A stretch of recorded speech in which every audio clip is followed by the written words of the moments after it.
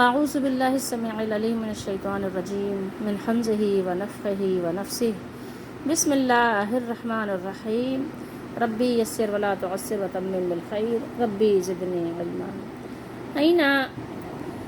Anima تکونوا یدرککم الموت ولو کنتم فی بروج مشیدہ وإن تصبهم حسنة يقولوا هذه من عند الله وإن تصبهم سيئة يقولوا هذه من عندك قل كل من عند الله فما لهؤلاء القوم لا يكادون يفقهون حديثا۔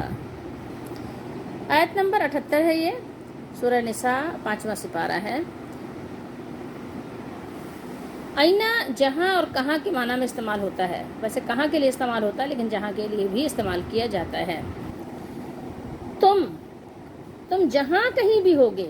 ٹھیک ہے، جہاں کہیں بھی تم دنیا میں کسی بھی کونے میں ہو، ٹھیک ہے، زمینوں میں، کہیں سمندروں کی گہرائیوں میں، کہیں آسمانوں کی فضاؤں میں، یا کسی پہاڑ کی چٹان کے غاروں میں، کہیں بھی تم ہو، ٹھیک ہے، جنگلات میں، یا تم کہیں پہ بیسمنٹ میں چھپے ہوئے ہو، کہیں بھی تم چلے جاؤ، تم جہاں کہیں بھی ہوگے، موت تمہیں کیا کرے گی؟ پہنچ جائے گی، موت تمہیں پا لے گی، موت تمہیں ڈھونڈ لے گی، موت تمہیں آ جائے گی، ٹھیک ہے، اگرچہ وہ بہت مضبوط قلعے ہی کیوں نہ ہو، فی بروج مشیدہ، خواہ تم مضبوط قلعوں میں ہو، خواہ تم چاہے تم مضبوط قلعوں میں بند ہو، لیکن موت تمہیں وہاں بھی آ جائے گی، ٹھیک ہے۔ وَإِن تُصِبْهُمْ، اور اگر ان کو کیا پہنچے؟ حسنہ،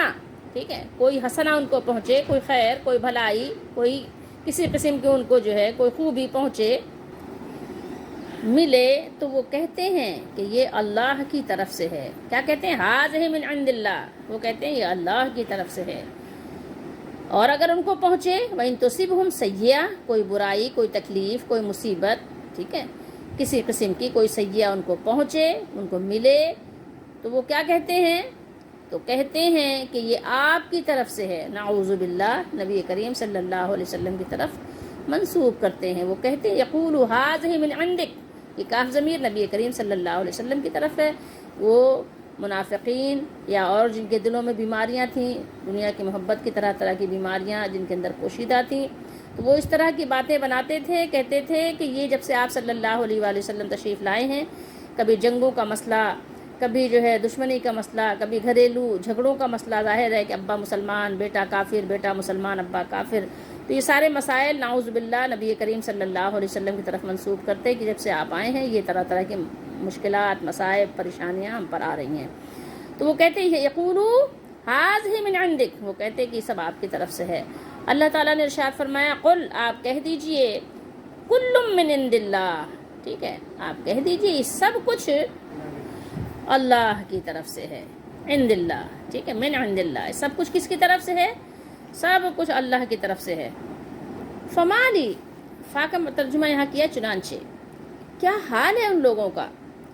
جو بات سمجھنے کے قریب نہیں، یعنی جن کو بات سمجھ ہی نہیں آتی، جو سمجھتے ہی نہیں بات، ان کو جس طرح بھی سمجھاؤ ان کی سمجھ اتنی ناسمجھ ہے کہ وہ بات کو بالکل بھی سمجھنا نہیں چاہتے۔ ایسے لوگ اب میرا خیال میں آج بھی آپ کو ملے ہوں گے، سابقہ پڑا ہوگا کہ جن کو آپ کسی بھی انداز سے سمجھا لو لیکن وہ آپ کی بات کو نہیں سمجھتے، پھر وہ تھوڑی دیر کے بعد گھوم گھما کر اپنی بات پر آ جاتے ہیں۔ تو فرمایا اللہ تعالیٰ نے کہ وہ بات کو سمجھتے ہی نہیں ہیں، ٹھیک ہے، یعنی بالکل بھی ان کے حلق سے نیچے بات اترتی نہیں ہے، بالکل ان کو سمجھ نہیں آتی۔ تو یہ مطلب کس طرح کے لوگ ہیں کہ جو بات سمجھنے کے قریب بھی نہیں پھٹکتے، سمجھنا ہی نہیں چاہتے، ٹھیک ہے۔ پھر یہاں پر یہ بات بہرحال بہت قابل غور ہے۔ اللہ تعالیٰ نے قرآن مجید میں دنیا اور دنیا کی تمام نعمتوں کے بارے میں جہاں پر بھی ذکر کیا وہاں یہی بات ارشاد فرمائی کہ بہت قلیل ہے، بہت تھوڑا ہے اور ختم ہو جانے والا ہے۔ یعنی اللہ تعالیٰ نے بار بار اس کی جو ہے یہ کہیے کہ کمتری اور اس کی ابتری اور اس کی عارضی ہونے کی طرف بار بار اشارہ فرمایا کہ سمجھدار لوگ سمجھ جائیں۔ لیکن جب بات آتی ہے سمجھ بوجھ کی، جب بات آتی ہے فقہ کی کہ کون کتنا فقیہ ہے، بات آتی ہے حکمت کی تو وہاں پر جب بھی اللہ نے بیان کیا تو اس کو اللہ تعالیٰ نے نعمت عظیم، بڑی نعمت قرار دیا ہے۔ اسی طریقے سے اللہ تعالیٰ نے فرمایا کہ جس کو یعنی عقل و شعور کی دولت، حکمت، دانائی مل گئی، علم تو بہت سے لوگ حاصل کر لیتے ہیں، ٹھیک ہے، کبھی ڈنڈے کے زور سے، کبھی ایسا ہوتا ہے نا اساتذہ کا ڈنڈا بڑا یعنی کہنا چاہیے کہ خوفزدہ کر دینے والا ہوتا ہے، تو کبھی اس ڈنڈے کی وجہ سے بھی کچھ سبق یاد کر لیتے ہیں، کچھ پڑھا لیتے ہیں، کچھ واقعی مولوی اور کچھ نام کے مولوی بن ہی جاتے ہیں۔ لیکن اصل چیز کیا ہے؟ حکمت ہے، علم کے ساتھ حکمت بھی ہے، تدبر بھی ہے، شعور بھی ہے۔ تو یہ چیزیں جب اگر کسی کو مل جائیں تو آپ یہ سمجھیے کہ اللہ تعالیٰ نے اس پر اپنا خاص انعام کیا۔ حدیث شریف میں بھی ہے کہ اللہ تعالیٰ جس کے ساتھ بھلائی کا ارادہ فرماتا ہے اس کو دین کی فقہ عطا کر دیتا ہے، اس کو فقیہ بنا دیتا ہے، دین کی سوجھ بوجھ، دین کے لیے اس کے یعنی ذہن کو کشادہ کر دیتا ہے۔ اسی طریقے سے قرآن مجید میں اللہ تعالیٰ نے ارشاد فرمایا کہ جس کو اللہ تعالیٰ نے حکمت عطا کی اس کو خیر کثیر عطا فرمایا، خیرن کثیرہ فرمایا کہ خیر کثیر عطا کیا۔ اسی طریقے سے اللہ تعالیٰ نے اپنے نبی محمد الرسول اللہ صلی اللہ علیہ وآلہ وسلم کو بار بار اس کی طرف آپ صلی اللہ علیہ وسلم نے فرمایا کہ اللہ تعالیٰ نے آپ کو جو دیا ہے تو یعنی اس کی تو کسی کے یعنی کہنا چاہیے کہ وہاں تک اس کی پہنچ ہی نہیں ہے کسی کی بھی، جو نبی کریم صلی اللہ علیہ وسلم کو اللہ تعالیٰ نے عطا فرمایا، تو نعمت عظیم سے آپ کو نوازا، اس نعمت تک کسی کو رسائی ہے ہی نہیں۔ تو اللہ نے اپنے نبی صلی اللہ علیہ وسلم کو جو کچھ دیا اس کے بارے میں اللہ تعالیٰ نے بڑی یعنی کہنا چاہیے اس کی شان و شوقت بیان فرمائی ہے، اور اس کے مقابلے کی کوئی چیز نہیں ہے۔ اچھا، یہ بروج جو ہے آپ خود بھی جانتے ہیں نا، اردو میں بھی آپ کہتے ہیں نا بروج، تو یہ برج کی جمع ہے، ٹھیک ہے، اور ویسے بھی آپ کو پتا ہوگا برج خلیفہ بھی ہے نا، دبئی کی بہت اونچی عمارت، بہت اونچی بلڈنگ، یا سب سے اونچی دبئی کی بلڈنگ جو ہے تو اس کو برج خلیفہ کہتے ہیں نا، تو یہ ہے بروج، برج کی جمع، ٹھیک ہے، مضبوط عمارت، اونچی عمارت، مضبوط قلعہ، ٹھیک ہے۔ مشیدہ، یہ کس کی جمع ہے؟ مشیدہ آپ اس کو کہیں کہ اشیدو، یہ جو چونے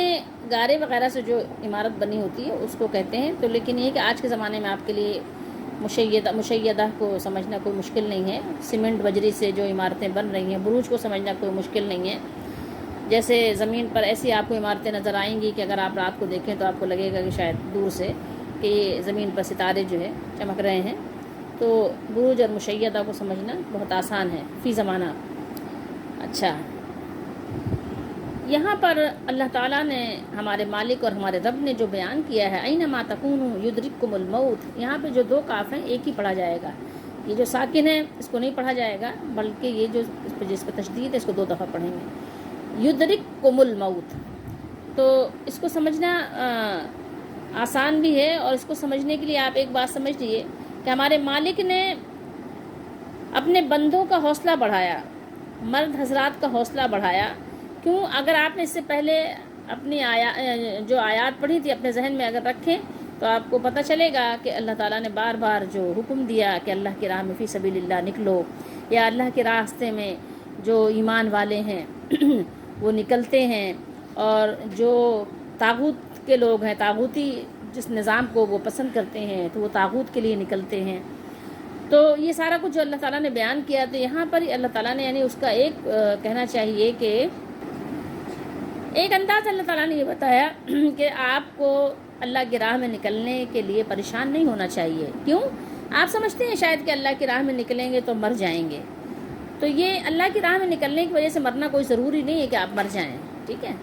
اللہ کی راہ میں نکلیں گے تو کوئی آپ کو مار دے گا، کوئی تیر، کوئی تلوار آپ کو آ کے لگ جائے گا، یا کہیں بم دھماکہ ہو جائے گا، یا آپ کو کوئی میزائل مار دے گا، تو ایسا نہیں ہے، ٹھیک ہے۔ یہ بات یہاں پر حوصلہ بڑھایا گیا ہے کہ اگر آپ گھر بیٹھے رہیں گے تو گھر میں بھی موت آ جائے گی، ٹھیک ہے، یا دنیا کے کسی کونے میں چلے جائیں گے، یا آپ بروج مشیدہ میں آپ قید ہو جائیں گے، وہاں چھپ جائیں گے، ٹھیک ہے، وہاں پر آپ جو ہے گوشہ نشینی اختیار کر لیں گے تو آپ کو موت نہیں آئے گی، نہیں، پہاڑ کی کھوس کی غار میں چلے جائیں گے، نہیں، موت آپ کو ہر جگہ آ جائے گی۔ تو اس لیے آپ اللہ کی راہ میں نکلنے سے گھبرائیے نہیں، اگر موت لکھی ہے جب یہ آئے گی، نہیں لکھی نہیں آئے گی، ٹھیک ہے، اور لیکن لکھی ہے تو پھر بھی آ ہی جائے گی. آپ کو کوئی کام وہاں ایسا پڑ جائے گا یا اس راستے سے آپ کو گزرنا پڑ جائے گا کہ ادھر سے آپ گزریں گے، وہیں آپ کی موت آ جائے گی. موت کے لیے آپ کی موت کا وقت بھی لکھا ہے اور جگہ بھی لکھی ہوئی ہے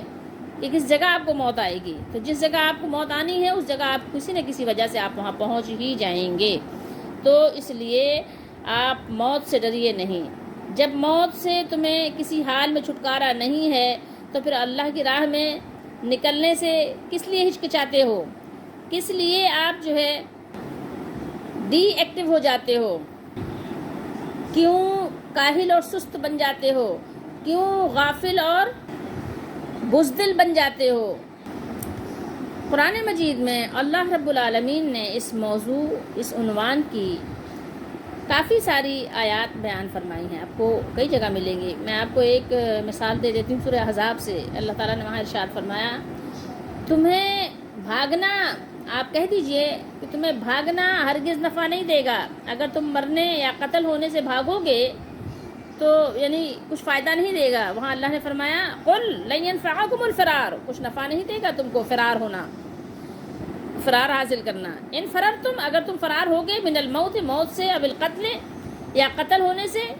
تم بھاگو فرار ہو لیکن کچھ اس سے بچنا نہیں ہے. بلکہ اللہ نے فرمایا قل ان الموت الذی تفرون منہ فانہ ملاقیکم،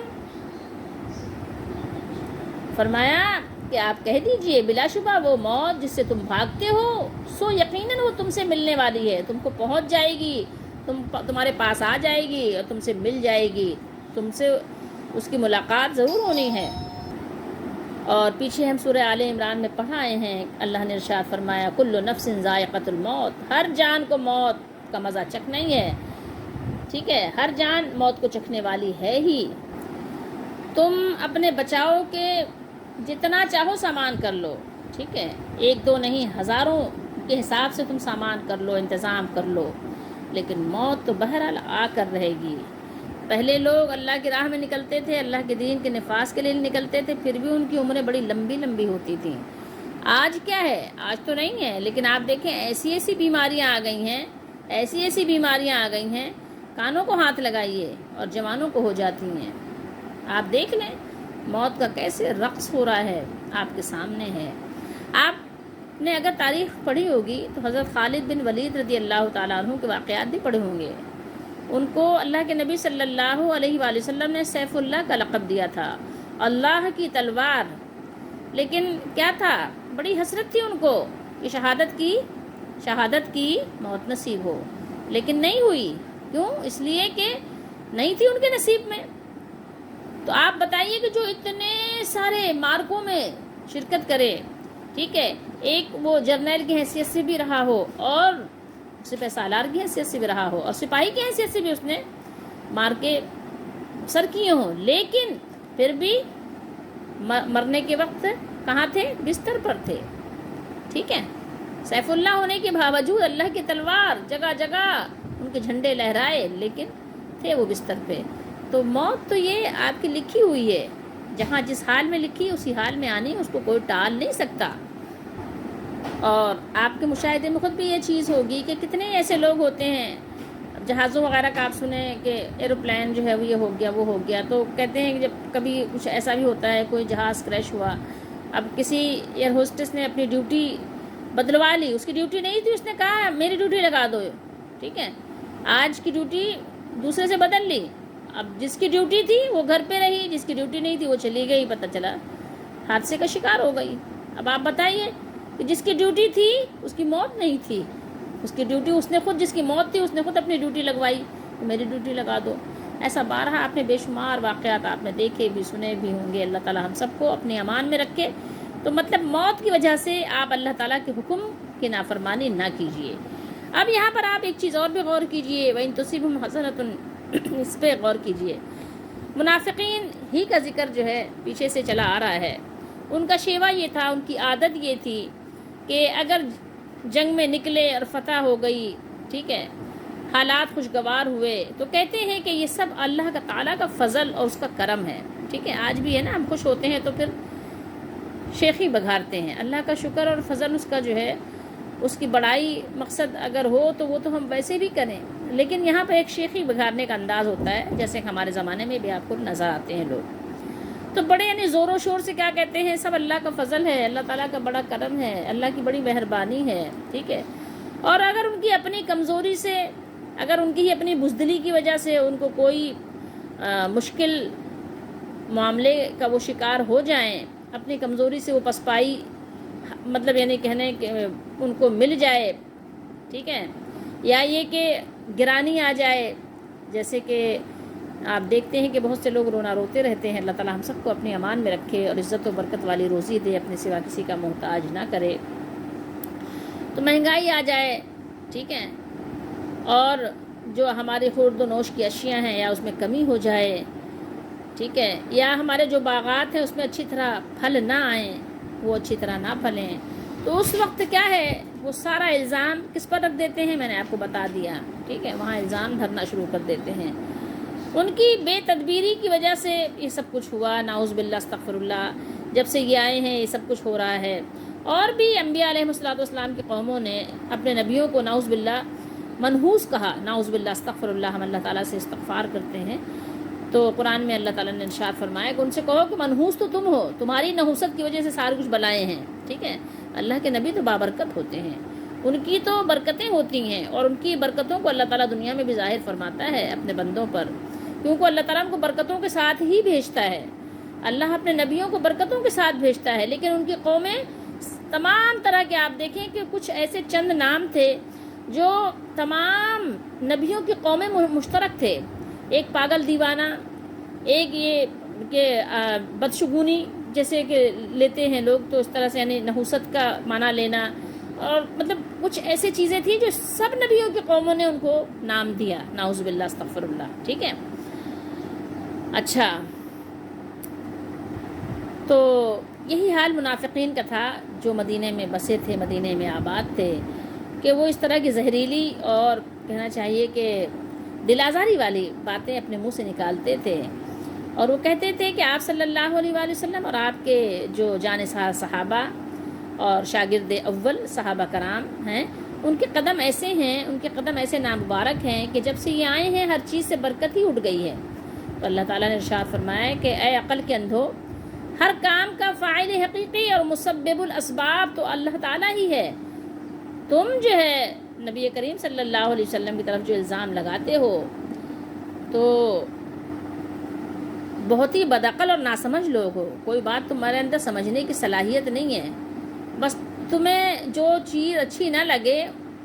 ہے نا، ہمارے یہاں بھی ہمارے زمانے میں جو ہمیں ناپسند آئے نا، تو اس کے اندر جو عیب نہ ہو اس پر وہ بھی اس پہ لگا دیتے ہیں، اور جو پسند آئے تو اس کے اندر جو خوبی نہ ہو اس کے اوپر وہ خوبی بھی فٹ کر دیتے ہیں، تو بس یہی بات ہے۔ تو بس ان کو اللہ کے نبی صلی اللہ علیہ وسلم سے نعوذ باللہ چڑ ہو گئی تھی،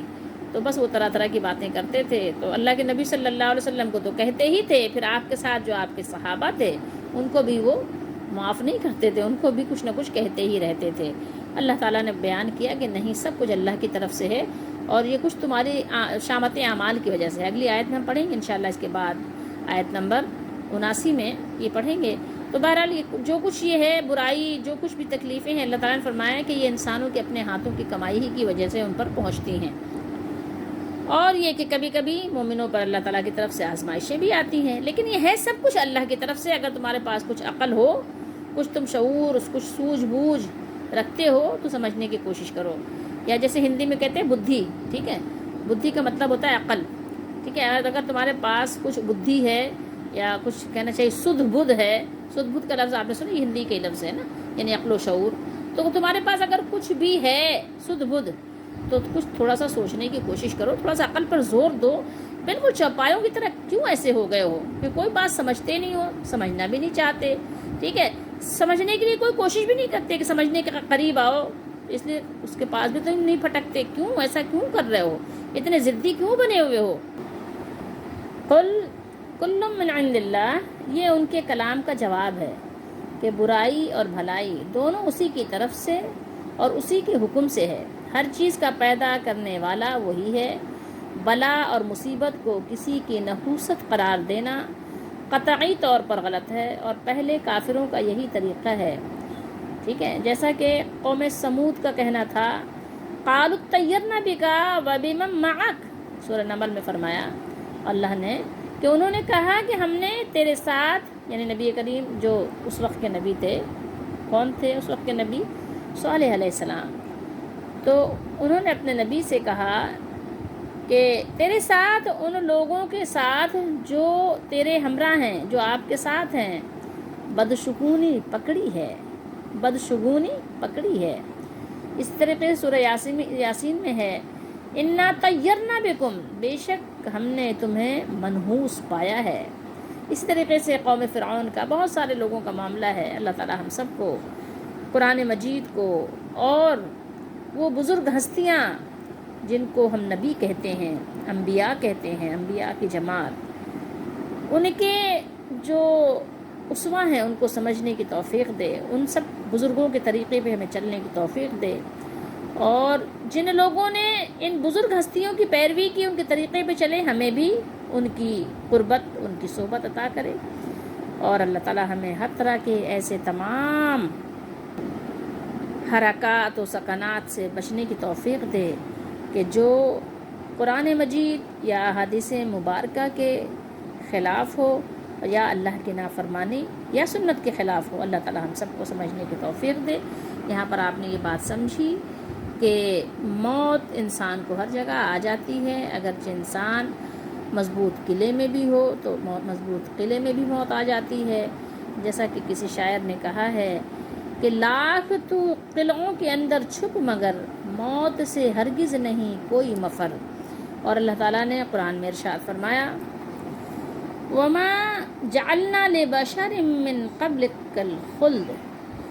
کہ کسی بھی بشر کو اللہ تعالیٰ نے دوام نہیں بخشا کہ وہ دنیا میں ہمیشہ رہے. سورہ حج میں اللہ نے فرمایا کہ اللہ تعالیٰ نے کسی کو ایسا دوام بخشا ہی نہیں. سورہ انبیاء میں اللہ نے ارشاد فرمایا کہ جو ہمیشہ رہے، ٹھیک ہے، دنیا میں، وہ یعنی خالدین فیہا، تو یہ آخرت کے لیے ہے، دنیا میں تو ہے ہی نہیں. دنیا میں سے تو آپ کو جانا ہی جانا ہے. ہم نے آپ کو بتایا خالد بن ولید رضی اللہ تعالیٰ عنہ کا واقعہ کہ جب آپ بستر پر دنیا سے تشریف لے جا رہے تھے تو آپ نے بتایا لوگوں کو کہ دیکھ لو میرا جسم جو ہے اس کا یعنی کوئی بھی ایسا پارٹ، کوئی بھی ایسا عضو نہیں ہے کہ جہاں ان کو زخم نہ آیا ہو. ان کے جسم پر ہر جگہ یعنی ان کے جسم پر زخم آئے، زخمی ہوئے، لیکن پھر بھی شہادت کے طور پر میدان جہاد میں شہید نہیں ہوئے. تو یہ چیزیں ہمارے لیے سبق ہیں، اور یہ بھی سبق ہے کہ دیکھیں بھلائی یا تکلیف جو ہمارے نصیب میں لکھ دی گئی ہے وہ ہمیں آتی ہے، لیکن ہمیں اللہ تعالیٰ کی طرف سے کیا کرنا چاہیے؟ ہمیں یہ کرنا چاہیے کہ اس کی فرما برداری کرتے ہوئے اس سے مانگنا چاہیے، اور اگر تکلیف پھر بھی آ ہی جائے تو صبر کرنا چاہیے. اللہ تعالیٰ ہم سب کو سمجھنے کی توفیق دے اور قرآن مجید پر عمل کی توفیق دے.